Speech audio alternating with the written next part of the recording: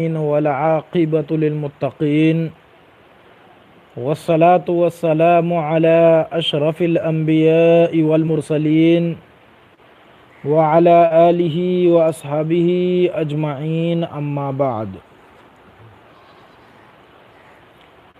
أيها الطلبة الأعزاء، كنا نحن قد بلغنا في المحاضرة السابقة إلى بيان طبقات الفقهاء،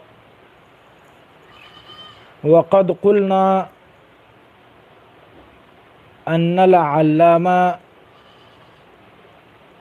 الشامي رحمه الله تعالى قسم الفقهاء في 7 طبقات: الطبقة الأولى والطبقة الثانية والطبقة الثالثة والطبقة الرابعة والطبقة الخامسة والطبقة السادسة والطبقة السابعة. أما الطبقة الأولى فهي طبقة المجتهدين في الشرع. الطبقة الأولى هي طبقة المجتهدين في الشرع، وهؤلاء هم الفقهاء الذين اجتهدوا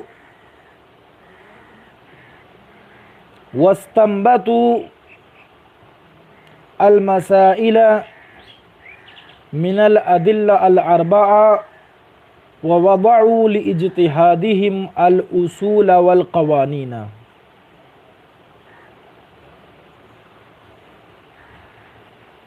وهذه الطبقة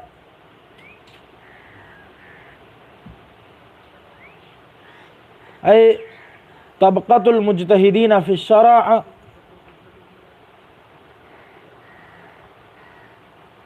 تسمى هذه الطبقة بطبقة المجتهد المطلق أيضا.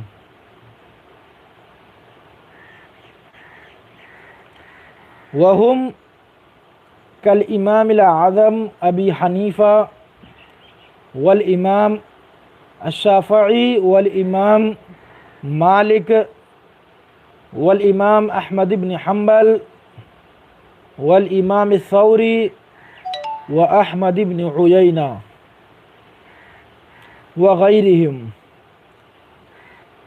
فهؤلاء هم فقهاء في الشرع على الإطلاق، ولم يقيدوا هؤلاء أي فقيه، بل هم وضعوا القوانين والأصول بأنفسهم لاستنباط المسائل واستخراج الأحكام لهذه المسائل من الأدلة الأربعة. ولكن أحكام أو أصول هؤلاء الفقهاء لا تتجاوز بأي حال من الأحوال الأدلة الأربعة، يعني الكتاب والسنة والإجماع. فأصولهم مستنبطة ومستخرجة من الأحاديث والآيات القرآنية.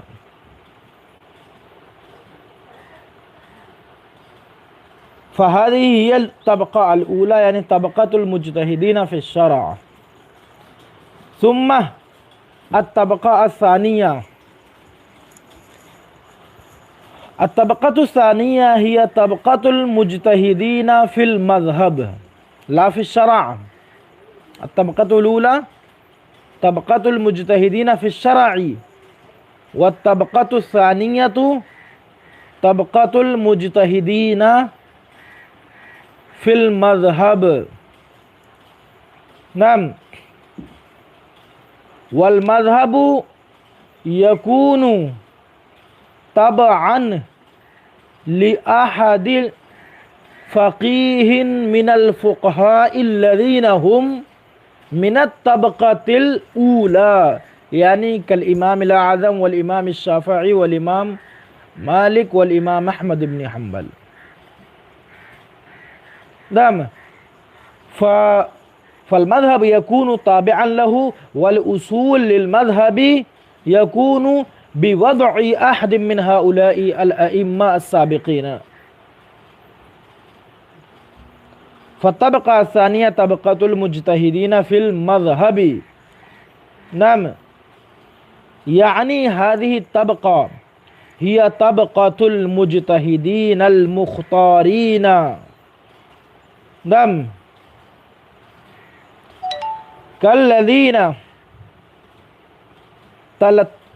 تتلمذوا على يد الإمام أبي حنيفة رحمه الله تعالى، الإمام القاضي أبو يوسف والإمام محمد بن الحسن الشيباني والإمام زفر بن الهذيل والإمام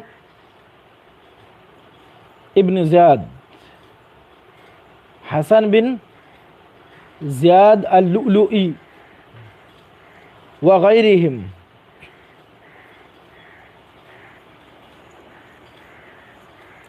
فهؤلاء الفقهاء يعني الذين هم من تلامذة الإمام الأعظم أبي حنيفة فهم مجتهدون في المذهب، فهم مجتهدون في المذهب. ثم فهؤلاء يعني الفقهاء من الطبقة الثانية هم تابعون لإمامهم في الأصول والقواعد. تابعون لإمامهم أي هؤلاء تابعون للإمام الأعظم أبي حنيفة في الأصول والقواعد، ولكنهم قد خالفوا في بعض المسائل الفروعية إمامهم، لكن لم يخالفوا إمامهم في القواعد والأصول، لم يخالفوا إمامهم في القواعد والأصول، وإن كانوا قد خالفوا إمامهم في بعض المسائل الفروعية. دم فلذلك هم من الطبقة الثانية وليسوا من الطبقة الأولى. ثم الطبقة الثالثة، الطبقة الثالثة طبقة المجتہدین فی المسائل. یعنی دیکھیے ہم نے جو ابھی بتایا فقہاء کرام کے طبقات، جیسے بتایا تھا گزشتہ درس میں کہ علامہ ابن عابدین شامی نے فقہاء کرام کو 7 طبقات کے اندر تقسیم کیا ہے.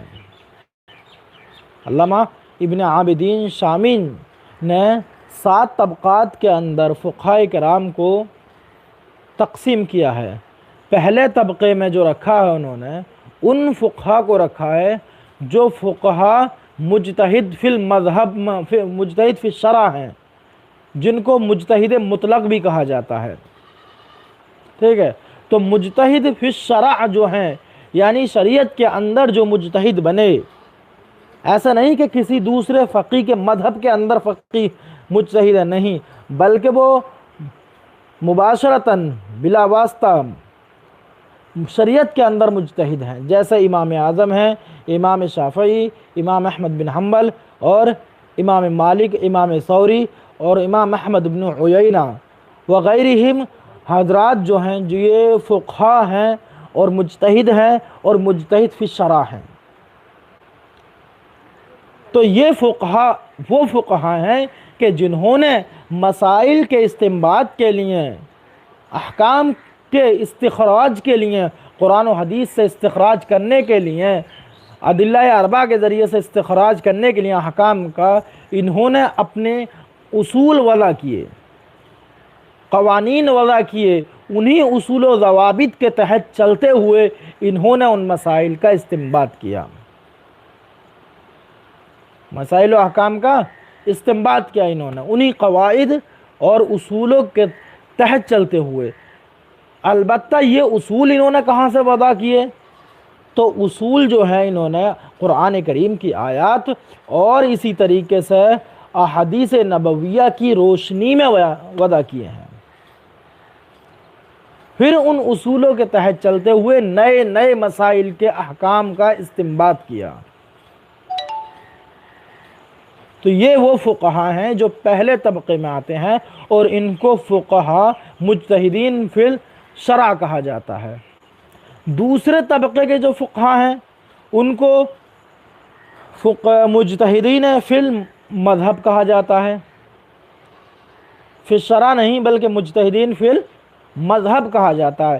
یعنی مطلب اس کا یہ ہے کہ پہلے والے جو فقہا ہیں، طبقہ اولا کے جو فقہا ہیں، انہوں نے جو مذہب وضع کیے ہیں، جیسے امام اعظم کا مذہب، ٹھیک ہے، حنفی مذہب ہے، امام شافعی کا مذہب شافعی ہے، امام احمد بن حنبل کا حنبلی مذہب ہے، امام مالک کا مالکی مذہب ہے۔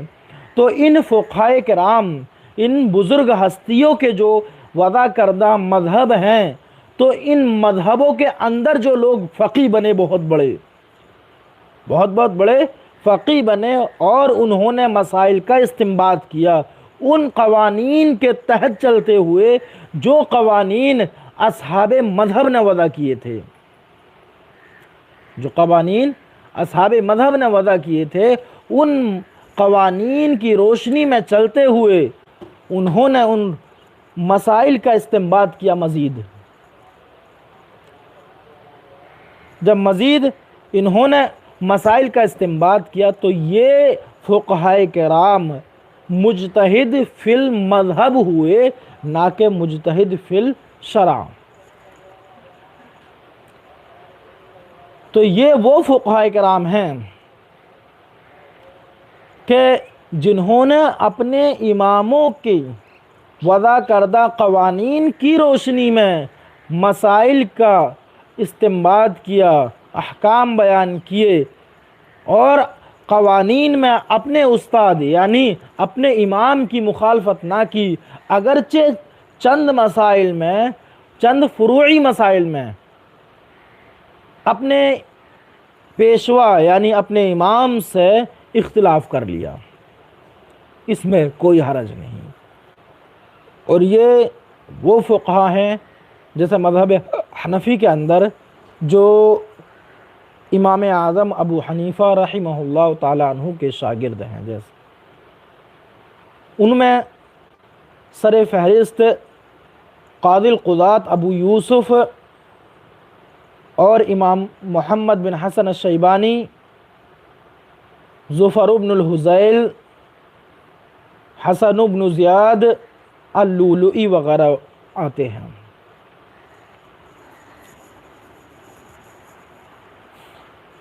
اس کے علاوہ تیسرا طبقہ جو ہے، تیسرا طبقہ ان فقہا کا ہے جو مجتہدین فی المسائل ہیں، یعنی طبقۃ المجتہدین فی المسائل، ٹھیک ہے۔ یہ وہ فقہائے کرام ہیں کہ جنہوں نے مسائل کا استنباط کیا، مسائل کے اندر اپنی کاوشیں رکھیں، ٹھیک ہے۔ تو یہ فقہا جیسے کہ امام خصاف ہیں اور امام شمس الائمہ الحلوانی ہیں، اور انہی کے شاگرد شمس الائمہ الحلوائی بھی جن کو بولتے ہیں، تو شمس الائمہ حلوائی جو ہیں یہ بھی ہیں تیسرے طبقے کے اندر، اور انہی کے شاگرد شمس الائمہ السرخسی یہ بھی اسی میں داخل ہیں، تیسرے طبقے کے ہیں۔ اسی طریقے سے فخر الاسلام البزدوی جن کو ابو العسر کے نام سے یاد کیا جاتا ہے، ابو العسر یعنی سختی والے، ان کو ابو العسر کا لقب دیا کیوں گیا؟ ان کو ابو العسر کا جو لقب دیا گیا وہ یعنی فخر الاسلام البزدوی کو ابو العسر کہا جاتا ہے۔ ابو العسر ان کو اس لیے کہا جاتا ہے کہ عام طور سے ان کی جتنی کتابیں لکھی ہوئی ہیں بہت سخت اور مشکل ترین ہیں، سخت اور مشکل ترین ہیں، تو ان کی سخت اور مشکل ترین کتابوں کے سبب سے ان کو ابو العسر کہا جانے لگا۔ ان کے ایک دوسرے بھائی تھے جن کو ابو الیسر کہا جاتا تھا، یعنی آسانی والے۔ ان کو آسانی والے کیوں کہا جاتا ہے؟ ان کو اس لیے کہ ان کی جتنی تصنیف کردہ کتابیں تھیں بہت آسان اور سہل انداز میں تھیں۔ بہرحال اسی طریقے سے الامام ابو الحسن الکرخی ہیں، امام ابو الحسن کرخی وغیرہم، یہ فقہاء کرام مجتہدین ہیں، لیکن مجتہد نہ تو فی الشرع ہیں اور نہ فی المذہب ہیں، بلکہ فی المسائل ہیں، مسائل میں مجتہد ہیں۔ تو ان حضرات کا کام کیا ہے؟ جو حضرات مجتہدین فی المسائل ہیں ان کا کام کیا ہے؟ ان حضرات کا جو کام ہے یعنی مجتہدین جو فقہاء مجتہدین فی الشرع فی المسائل ہیں، ان فقہاء کرام کا کام یہ ہے کہ جن مسائل میں مجتہدین فی الشرع وغیرہم سے کوئی صراحت نہیں ملی ہے، یعنی وہ مسائل کہ جن مسائل کے اندر مجتہدین فی الشرع یا پھر مجتہدین فی المذہب جو ہیں، یعنی پہلے اور دوسرے طبقے کے جو فقہاء ہیں، ان سے اگر کوئی صراحت جن مسائل میں ذکر نہیں آئی، وارد نہیں ہوئی ہے، کوئی صراحت نہیں آئی، تو ان مسائل میں یہ حضرات امام اعظم کے متعین کردہ اصولوں کے مطابق مسائل کا استنباط اور استخراج کرتے ہیں۔ تو یہ حضرات وہ مسائل، تیسرے طبقے کے جو فقہاء، ان کا کام کیا ہے؟ ان کا کام یہ ہے کہ وہ مسائل کے جن کے متعلق طبقہ اولا اور طبقہ ثانیہ کے جو فقہاء ہیں ان کی کوئی صراحت وارد نہیں ہوئی ہے، تو یہ حضرات امام اعظم کے وضع کردہ اصولوں پہ چل کر کے ان کی روشنی میں، ان اصول و قوانین کی روشنی میں ان مسائل کا استنباط کر لیتے ہیں۔ لیکن یہ حضرات جو ہے طبقہ اولا والوں کی مخالفت قطعاً نہیں کر سکتے، نہ اصول میں کر سکتے ہیں اور نہ ہی فروعی مسائل میں کر سکتے ہیں، نہ فروعی مسائل میں اور نہ مسائل اصولیہ میں، نہ اصول و قوانین میں یہ مخالفت کر سکتے ہیں، اور نہ ہی یہ حضرات جو ہیں فروعی مسائل میں مخالفت کر سکتے ہیں پہلے طبقے کی، یعنی امام اعظم کی دوسرے الفاظ میں۔ البتہ دوسرے طبقے کے جو فقہاء ہیں وہ پہلے طبقہ والوں کی فروعی مسائل میں ان کا اختلاف کر سکتے ہیں۔ یہ رہا تیسرا طبقہ۔ اب چوتھا طبقہ، تو چوتھا طبقہ جو ہے وہ کیا ہے؟ الطبقۃ الرابعۃ وہی طبقۃ مقلدین اصحاب التخریج۔ طبقۃ الرابعہ طبقۃ المقلدین اصحاب التخریج، نعم، او طبقۃ اصحاب التخریج المقلدین۔ تو چوتھا طبقہ جو ہے یہ ان فقہاء کرام کا ہے جو اصحاب تخریج ہیں لیکن مجتہد نہیں ہے یہ فقہاء، البتہ اصحاب تخریج ہیں یہ لیکن مقلد ہیں، مجتہد نہیں۔ جیسے پہلے، دوسرے اور تیسرے طبقے تک کے جو فقہاء تھے ان کو ہم نے مجتہد قرار دیا تھا، لیکن یہ چوتھے طبقے کے جو فقہاء ہیں یہ اصحاب تخریج تو ہیں لیکن یہ فقہاء کرام مجتہد نہیں ہیں، مجتہد نہیں ہے۔ ان حضرات کا کام کیا ہے انشاءاللہ بھی بتاتے ہیں۔ تو پہلے چوتھے طبقے کے جو فقہ جیسے کہ امام رازی ہے، ٹھیک ہے، امام راضی وغیرہ جو ہیں، تو یہ حضرات چوتھے طبقے میں داخل ہیں۔ یہ لوگ اجتہاد پر قادر نہیں ہوتے، چوتھے طبقے کے جو لوگ ہیں یہ اجتہاد پر قادر نہیں ہوتے، لیکن امام اعظم رحمہ اللہ تعالی عنہ کی جانب سے متعین کردہ اصول و قوانین کی روشنی میں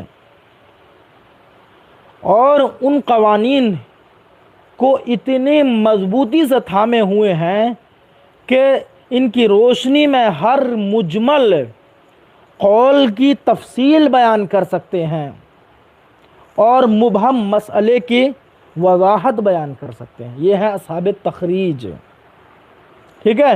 تو ان فقہ کا کام کیا ہے کہ یہ فقہ کرام جو ہیں امام اعظم ابو حنیفہ کے بیان کردہ جو اصول ہیں ان کے حافظ ہیں، ان کو اپنے سینوں میں محفوظ کیے ہوئے ہیں اور اتنی مضبوطی سے محفوظ کیے ہیں کہ وہ احکام نوک زبان رہتے ہیں ان کی، کہ یہ ان قوانین اور اصولوں کی روشنی میں مبہم قولوں کے ابہام کو دور کر سکتے ہیں، یعنی ان کی وضاحت کر دیتے ہیں کہ کوئی مبہم قول آیا کسی پہلے یا دوسرے طبقے والوں سے تو اس قول کی یہ وضاحت بیان کر دیتے ہیں، کوئی مجمل قول آیا تو اس کی تفصیل بیان کرنے پر قادر ہوتے ہیں انہی اصولوں کی روشنی میں۔ تو یہ ہے چوتھے طبقے والے حضرات۔ اب طبقۃ الخامسہ، اصحاب الطبقۃ الخامسہ کون ہیں؟ تو پانچویں طبقہ جو ہے، تو پانچویں طبقے کے جو فقہاء کرام ہیں وہ کون لوگ ہیں اور ان کا کیا کام ہے؟ تو پانچویں طبقے والے جو ہیں اصحاب ترجیح ہیں، ٹھیک ہے، اصحاب ترجیح۔ پہلا تھا اصحاب تخریج، یہ ہیں اصحاب ترجیح، ٹھیک ہے۔ پانچویں طبقے والے جو ہیں اصحاب ترجیح ہیں، ٹھیک۔ جیسے کہ امام ابو الحسن قدوری، اس میں کون کون داخل ہے؟ جیسے امام ابو الحسن القدوری یعنی مختصر القدوری، جو قدوری جو کتاب ہے تو اس کے جو مصنف ہیں امام ابو الحسن قدوری، تو یہ ہیں۔